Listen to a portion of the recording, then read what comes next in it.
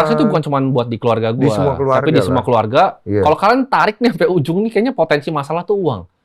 Kalau uang ini kita singkirkan loh, kayaknya masalah lebih dikit. Iya, masalah lebih berkurang. Iya, dan perceraian juga datanya kan finansial nomor 1 ya. Oke, dari situlah lu masuk nih ke cara berpikir lu pelajarin semua. Gue pelajari semua tentang uang, gitu. Apa hal-hal menarik yang orang tidak tahu tentang uang yang lu pelajarin? Salah satunya adalah tadi, nggak banyak yang tahu. Kan orang tahu data inflasi 1% kan. Tapi gue bisa tahu karena gue bagi beras. Jadi ini gue sekalian ngedata juga. Selama 2 tahun terakhir gue bagi setiap minggu tuh sekitar 3-5 ton beras. Setiap minggu hari Jumat itu gue bagi terus. Itu inflasinya sekitar 23,5%. Jadi kalau sekarang tahun ini lo beli beras yang sama tahun lalu, itu berasnya harganya itu yang banyak gabahnya sekarang.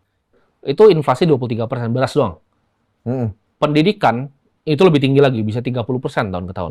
Jadi kalau misalnya Bang Densu ini kan pasti punya anak udah mulai siap-siapin financial planning nih, mungkin barang bini untuk anak ini ke depan sekolahnya pasti udah mau disiapin nih dananya nih.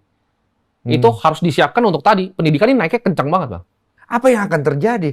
Kok sekolah harganya mahal-mahal banget gitu? Itu disebut karena inflasi. Jadi banyak yang nggak paham konsep ini. Konsep ini sederhana menurut gua.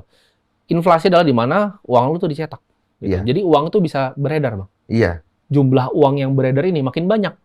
Karena uang yang beredar makin banyak, maka barang-barang makin mahal. Betul. Nah, ini kan dibilang di sekolah nih. Bagaimana kenapa gua nggak suka sekolah? Pelajarannya menurut gua nggak semua benar. Ini kan teorinya orang kira ini udah lama sekali. Ini belum 100 tahun. Yang bikin namanya John Maynard Keynes. Ini didoktrin sebagai hal yang bagus nih. Menurut gue ini bukan hal yang bagus, nggak ada hal yang bagus dengan adanya inflasi.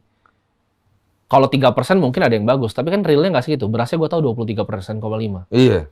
Jadi ketika lu bekerja nih Bang, contoh ya, lu gaji UMR nih 4 juta. Dulu rumah 500 juta mungkin masih oke. Di pinggiran tapi masih bisa ditinggalin. Sekarang 500 juta dapat apa di sini? Ada nggak di dunia ini yang memainkan ini semua? Oh ada dong, pasti ada. Pemainnya ya ada pasti ya? Pasti ada. Untuk memainkan ini semua di sini, kan lu pasti pelajarin itu. Enggak, ini kan semua gamenya gini Bang. Let's say Bang Densu, saya kasih semua uang yang ada di dunia. Terus Bang Densu mau ngapain dengan uang itu? Saya? Pasti bingung kan, saya uang juga buat apa di ujung-ujungnya? Jawaban adalah manusia ketika sudah punya semuanya di dunia, yang dia mau adalah kontrol. Jadi kontrol itu format dari kekuasaan kan. Ini untuk kontrol. Jadi sistem fiat ini gue sebutnya, sistem fiat ini itu diciptakan itu di Jekyll Island. Jadi sebuah pulau. Ini zaman dulu ya. Presiden Amerika dulu yang pernah ngomongin ini pun nggak ada yang berani ngomongin ini. Karena ada sebuah kartel yang bikin semua ini terjadi seperti sekarang.